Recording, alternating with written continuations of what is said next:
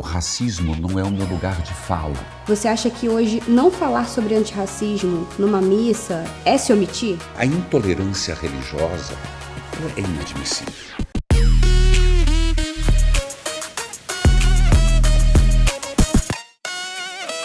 Racismo na igreja? Racismo eclesiástico? Eu sou Luana Genot e toda sexta é dia de Sexta Black.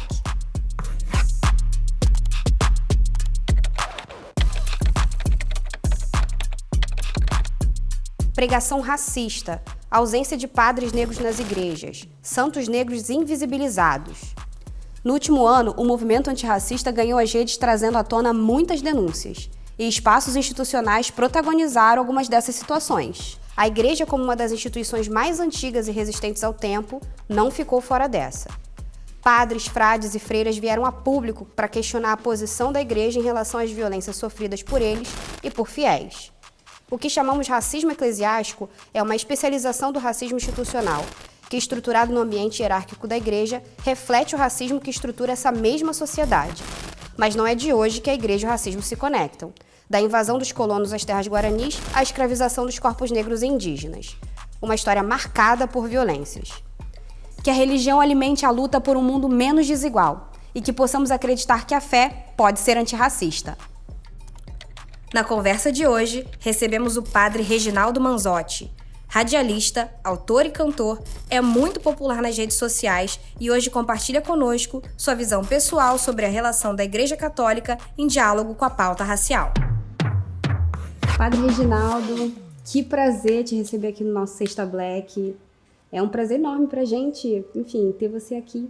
Obrigada pela sua presença. Eu que agradeço, Luana Genot, uma alegria imensa, acredite, uma oportunidade que você me deu, a gente vai conversar durante a entrevista, mas a alegria de poder vir contribuir e também me refletir sobre o tema. E eu queria te dar de presente, dentro da nossa proposta, Nossa Senhora Aparecida, que você sabe o grande significado de 1717, quando ela apareceu a pescadores, e é um ícone na questão do nosso povo. Então, eu acredito que tem muito a ver com a conversa que vamos ter, a reflexão que vamos fazer. Nossa Senhora Aparecida, um ícone para todos nós. Com certeza. Muito obrigada. Lindíssima. Lindíssima. Muito obrigada, padre. Que ela nos inspire e nos proteja. Com certeza. Eu vou botar ela aqui bem pertinho de mim, né? Também quero te dar meu livro, né, que fala sobre essa questão de sermos mais fortes, né, enfim. Exato. É uma reflexão sobre essa força, né, que é um tensionamento entre, obviamente, o exagero do sistema em querer sempre tensionar pessoas negras, mulheres a serem mais fortes, mas também sobre o quanto esse processo nos fortalece ao longo da vida. Muito Espero obrigado. que goste. E vou ler com muito carinho, viu? Ah, que bom. E é sempre bom a gente estar em construção.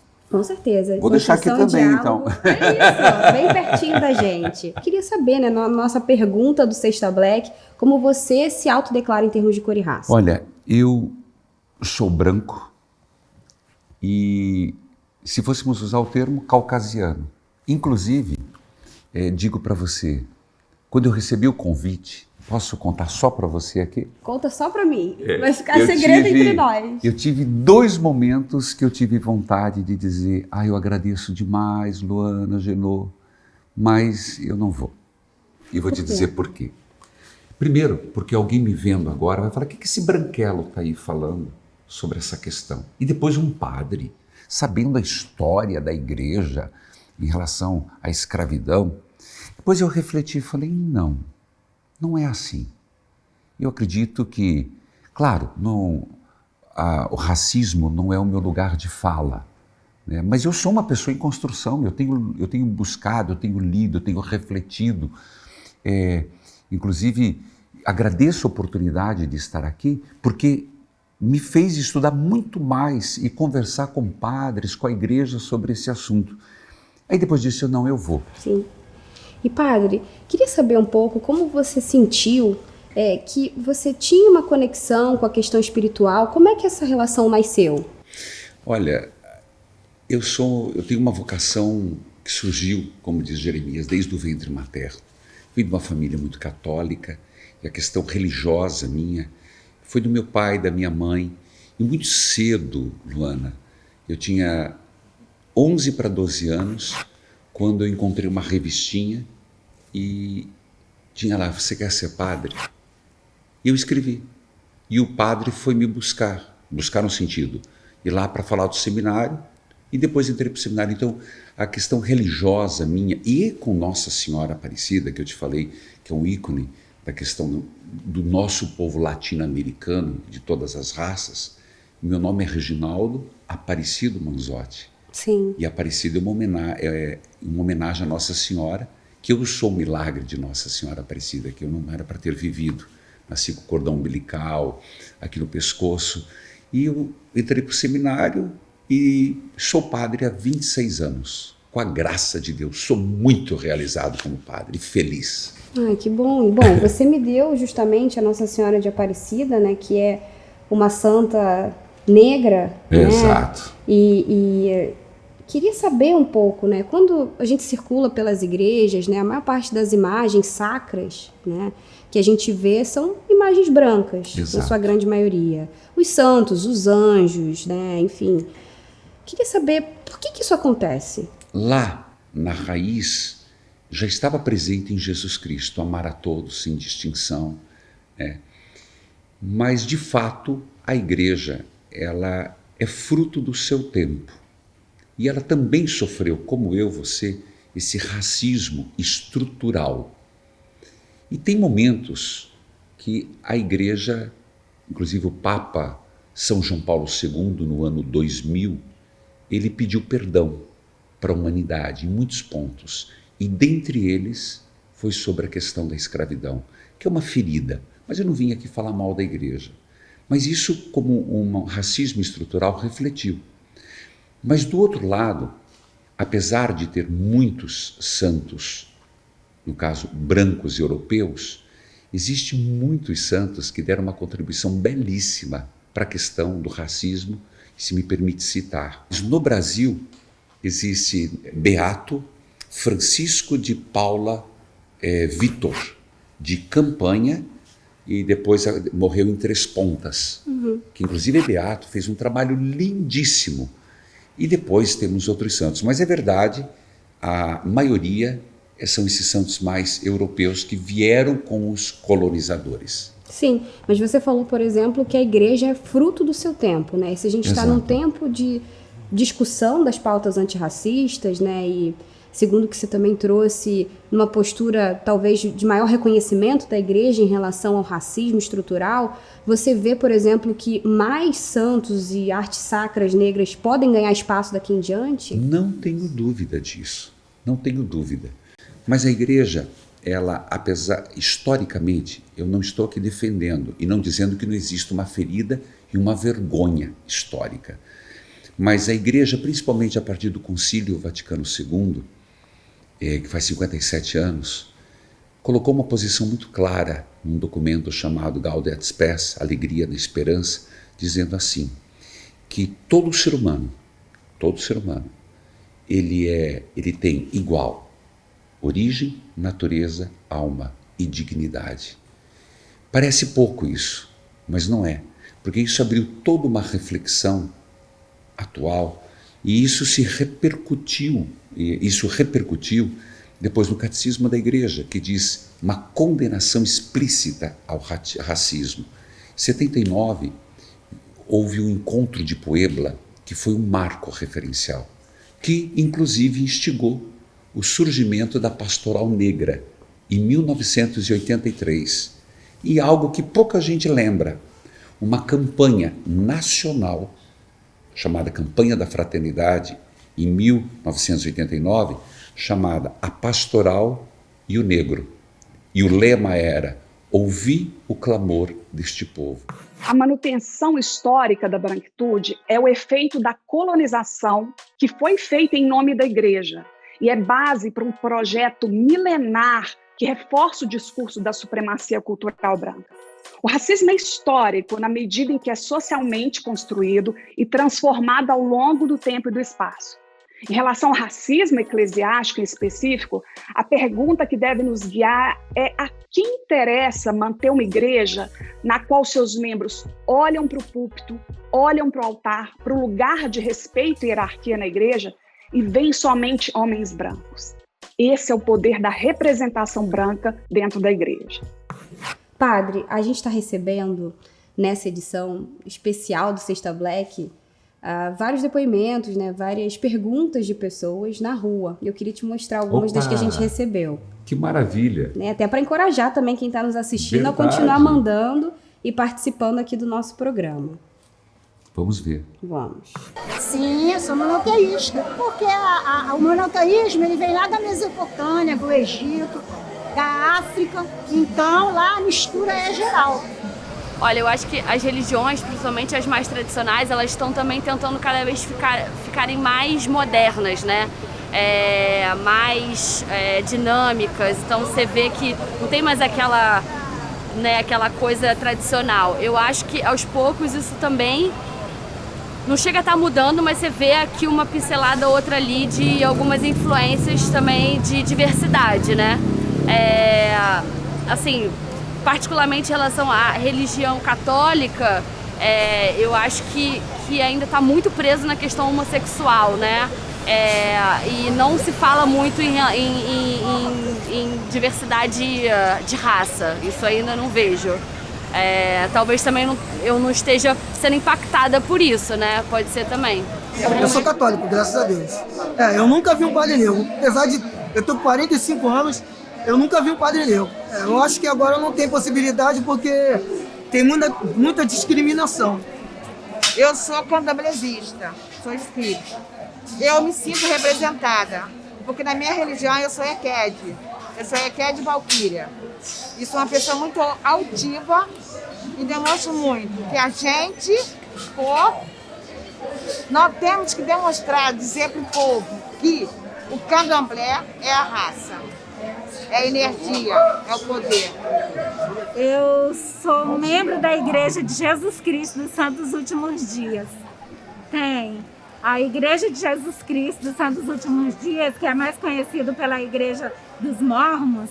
Ela abrange todas, ela recebe bem todas as pessoas, independentemente de raça, cor. Eu não conheço nenhum líder religioso que seja asiático ou indígena. A intolerância religiosa, ela é inadmissível. Toda forma de preconceito, toda forma de racismo, toda forma de intolerância, ela fere os princípios fundamentais do ser humano, cultural, social, sexo, religião, raça, cor. Ele deve ser eliminado, porque ele fere um princípio único, a dignidade única e que fomos feitos à imagem e semelhança de Deus. Outra coisa, ela falou sobre padres negros. De fato, você sabe muito bem, uma lei de 1960 foi que tornou crime toda a questão do racismo, né? Muito recente, 1960, por mais que 1888, que foi a Lei Áurea. A igreja teve dificuldade de lidar com isso, né? E nunca teve um documento para não aceitar negros, mas havia uma dificuldade. Mas hoje a pastoral negra, ela tem um movimento muito grande, tem até um bispo referencial, que é Dom Zanoni, que é Feira de Santana. Hoje nós temos no Brasil, não posso ser exato, viu? Tem 2.000 padres. Nós temos 2.000 padres negros no Brasil, de 14.000. E 40 bispos. É pouco. Frente à representação necessária para ser proporcional à população, Exato, que é majoritariamente pouco. negra. Mas nós sabemos que a luta hoje é também no aspecto social, como a gente vê. Olhando em retrospecto para a nossa história, a própria questão das missões, né, da violência provocada por essas missões, imposições religiosas da própria Igreja Católica, como tem sido, na sua visão, esse reconhecimento, né, e essa reparação nos dias atuais? A igreja, ela repara na medida que toma consciência e que ajuda esse processo de uma melhor conscientização cristã. Eu acredito que ela está reparando aos poucos, quando ela mesma toma consciência daquilo que devia ter sido no passado, por causa de Jesus Cristo, que foi o homem de todos. E como diz São Paulo, muito claro, tem um texto de Gálatas, capítulo 3, versículo 28, não sei por que a gente não lia aquilo. Entre vós, não há gregos e judeus, escravos nem livres, nem homem e mulher, todos são uns em Cristo.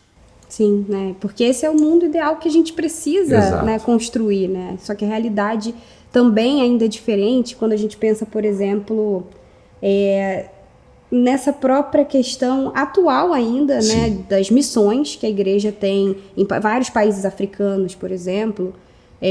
Queria saber se você acredita que esses processos atuais, né, olhando a atualidade, isso seria muito mais um processo de dominação ou de salvação? Quando você fala missão, nós temos que entender uma missão católica, e hoje existem muitas missões cristãs e outros tipos de missão. Tá bom. Então eu não quero generalizar. Vou contar a minha experiência. Eu fui para a África em missão. A obra Evangelizar é Preciso.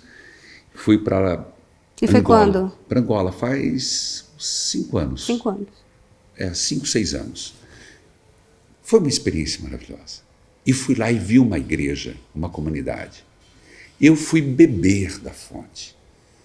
Tivemos uma missa liturgicamente enculturada.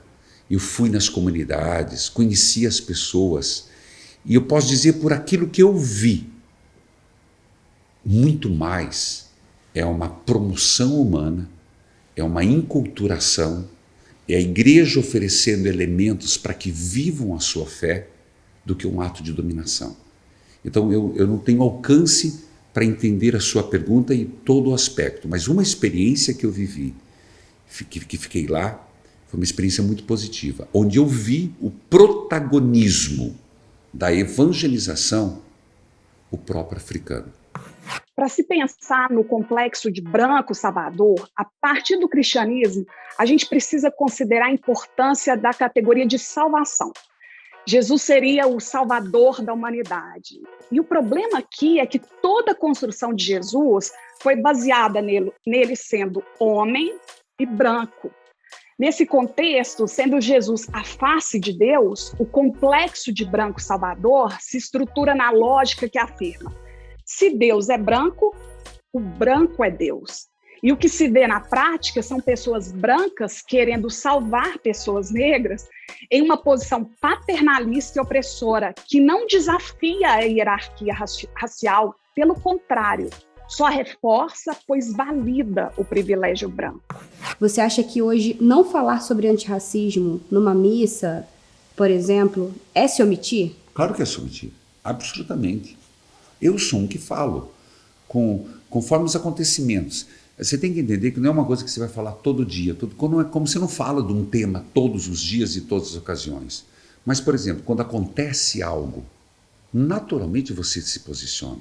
Sim, mas ao mesmo tempo muitas pessoas confundem, né? Por exemplo, o fato de uma pessoa criminalmente cometer um ato de racismo, seja por violência ou por um insulto, e do racismo estrutural, que é aquele que a gente comete todos os dias. Verdade. E aí eu queria saber, né, como é que isso chega até você, né, no sentido das trocas com os fiéis diariamente, né? Existe o questionamento sobre se o racismo é pecado? É de fato pecado, e as pessoas não entendem isso. E tem pecado por quê? Porque fere o princípio de nosso Senhor Jesus Cristo, primeira coisa, que diz: amai aos seus irmãos. Aquele que diz que ama a Deus e odeia seu irmão é um mentiroso. Mas depois, quem gosta, que tem gente que vai procurar na Bíblia, tem lá, Tiago capítulo 2, versículo 9, aquele que se relacionar com seu irmão de forma discriminatória, lá diz com disparidade, comete um pecado. Então, qualquer tratamento ao outro com preconceito é um pecado. Então, racismo, sim, é um pecado, e se a pessoa cometer, tem que confessar. Tem que se pedir perdão a Deus porque cometeu um pecado contra o próprio Deus, que fez todos, sem diferença de raça e de cor. No contexto brasileiro, o cristianismo contribui para o racismo desde a colonização. O sistema de padroado, ou seja, de colonização em nome da igreja, implementou aqui esse regime de controle, de violação de corpos não brancos. O cristianismo opera historicamente como uma tecnologia de dominação, usando artefatos de docilização dos corpos. Em nome da igreja, indígenas e africanos foram escravizados. Sim.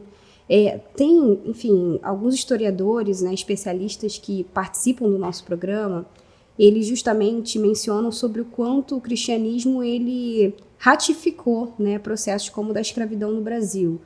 Existiu, por exemplo, o mito da redenção de Cã, né, que justamente coloca na figura de Cã aqueles que que descendiam de Cã, que seriam os escravizados, enfim. E o quanto a religião, né, o cristianismo, ele perpetua de alguma forma isso nas suas escrituras, né, até mesmo nas falas que a gente ainda vê hoje em dia. É possível romper com essas amarras? Já foi rompido.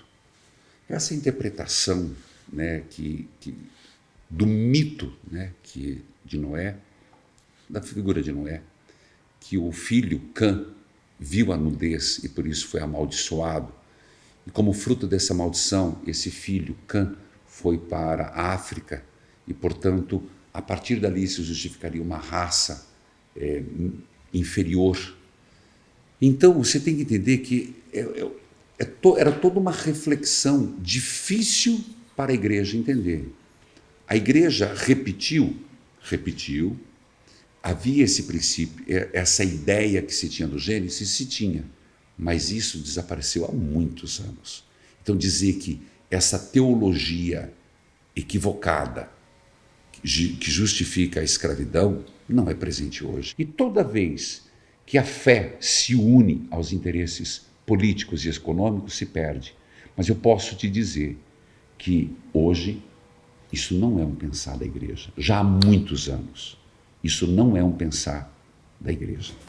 Sim, então esperamos que cada vez mais, né, a gente consiga construir esse ambiente de mais tolerância religiosa e que consigamos seguir adiante, né, padre? Com certeza, eu acredito que todos nós temos um papel importantíssimo. Vamos juntos para mudar essa realidade. Padre, um prazer, obrigada por ter participado aqui do nosso Sexta Black, as portas estão sempre abertas. Imagina. Muito obrigada. Obrigado pelo convite, porque me fez refletir e que Nossa Senhora Aparecida, a mãe, um ícone da negritude, possa ajudar tanto essa causa. Amém. Amém para quem é de amém, axé para quem é de axé. Verdade. E é isso, para todas as religiões. Ainda bem que semana que vem a gente está de volta e você já sabe, né? Nossa sexta é sempre black. Éramos mulheres dançando, né? Então, assim, mesmo ali no começo, tivemos todo esse preconceito.